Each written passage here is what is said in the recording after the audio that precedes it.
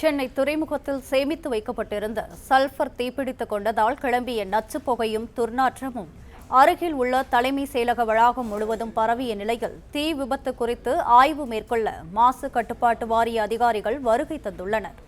இது தொடர்பான கூடுதல் விவரங்களுடன் இணைகிறார் எமது செய்தியாளர் மாணிக்கம். வணக்கம். மேலும் விவரங்களை பதிவு செய்யலாம்.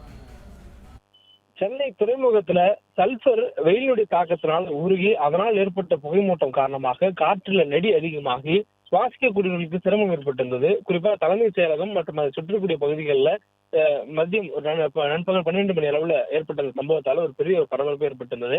இந்த சூழல்ல ஏன் இது ஏற்பட்டது, எவ்வாறு ஏற்பட்டது என்பது குறித்தான ஆய்வு செய்வதற்காக தமிழ்நாடு மாசு கட்டுப்பாட்டு வாரியத்துடைய அதிகாரிகள் தற்பொழுது சென்னை துறைமுகத்திற்குள்ளாக வருகை புரிந்திருக்கிறார்கள். சென்னை துறைமுகத்துக்குள்ளாக இணை தலைமை சுற்றுச்சூழல் பொறியாளர் உதயகுமார் தலைமையிலான குழுவினர் உள்ளே சென்றிருக்கிறாங்க. அதே போன்று நடமாடும் ஆய்வகம் இருக்கக்கூடிய உடன் அவர்கள் இந்த பரிசோதனையும் ஆய்வுகளையும் மேற்கொண்டு வராங்க. தற்போது சூழல்ல அங்கு கொட்டி வைக்கப்பட்டிருந்தது சல்பர் என்பது உறுதி செய்யப்பட்டிருக்கிறது. மேலும் சல்பர் பொறுத்தவரையிலும் வெயிலுடைய தாக்கத்தினால் அது பற்றி எறிய வேண்டிய தேவையே இல்லாது அது உருகி புகையாக வெளியேறக்கூடிய சூழல் ஏற்பட்டதாக சொல்லப்படுகிறது.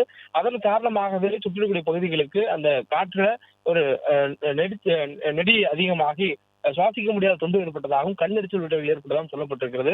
மேலும் இதுபோல் பொது வெளியில திறந்த வெளிகளில் சல்பர் உள்ளிட்ட பொருட்களை கொட்டி வைக்க கூடாது என்பதற்கான வழிகாட்டுதல்களை ஏற்கனவே தமிழ்நாடு மாசு கட்டுப்பாட்டு வாரியம் அனைத்து நிறுவனங்களும் கொடுத்திருக்கக்கூடிய சூழல்ல சென்னை துறைமுகத்துக்குள்ளாக எப்படி இவ்வாறு கொட்டி வைக்கப்பட்டிருக்கிறது என்பது தொடர்பான ஆய்வுகளும் மேற்கொள்ளப்பட்டிருக்கின்றன.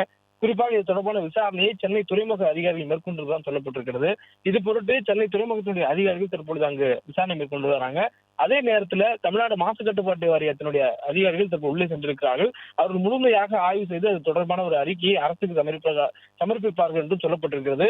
குறிப்பாக இந்த சல்பருக்கான காரணம் என்ன, அது எங்கிருந்து வந்தது, யார் அதனை கொட்டி வைத்திருக்கக்கூடிய பொறுப்பாளர் யார் உள்ளிட்டவர்கள் மூலமாக ஆய்வு செய்வதற்காக சென்னை துறைமுகத்தை சார்ந்த அதிகாரிகளும் அதே நேரத்தில் இந்த சல்பர் எவ்வாறு வெளியே வந்தது, மேலும் அதனுள் ஏற்பட்டிருக்கக்கூடிய அந்த தாக்கம் சுற்றுச்சூழலில் எந்த அளவுக்கான தாக்கத்தை ஏற்படுத்தியிருக்கிறது, மேலும் சுற்றிக்கூடிய பகுதி மக்களுக்கு எந்த வகையான தாக்கத்தை ஏற்படுத்த கூடும் என்பதெல்லாம் தற்போது ஆய்வு செய்து வருகிறார்கள். மேலும் இதனால் ஏற்படக்கூடிய பாதிப்புகள் தொடர்பாக ஆய்வு மேற்கொண்டு அவ்வாறு எதுவும் இருக்கும் பட்சத்தில் உடனடியாக சுற்றி இருக்கக்கூடியவர்களுக்கு அப்புறப்படுத்துவதற்கான பணிகளில் ஈடுபடுவதாக சொல்லப்பட்டிருக்கிறது.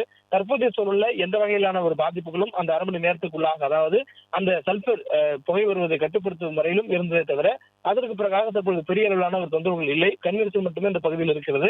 இந்த சூழல்ல தற்போது தொடர்ந்து ஆய்வு மேற்கொண்டு அதுக்கு அடுத்த கட்ட நடவடிக்கைகளை முறையாக அறிவிப்பார் என்றும் சொல்லப்பட்டிருக்கிறது. தற்போது சூழல்ல முதற்கட்டமாக இந்த ஆய்வுகள் அனைத்தும் தற்போது இந்த சல்பர் கொட்டி வைக்கக்கூடிய பகுதிகளில் நடைபெற்று வருகிறது. அதற்கு பிறகாக அதுக்கான முழுமையான அறிவுபூர்வமான அறிக்கையை தாக்கல் செய்வார்கள் என்றும் எதிர்பார்க்கப்படுகிறது.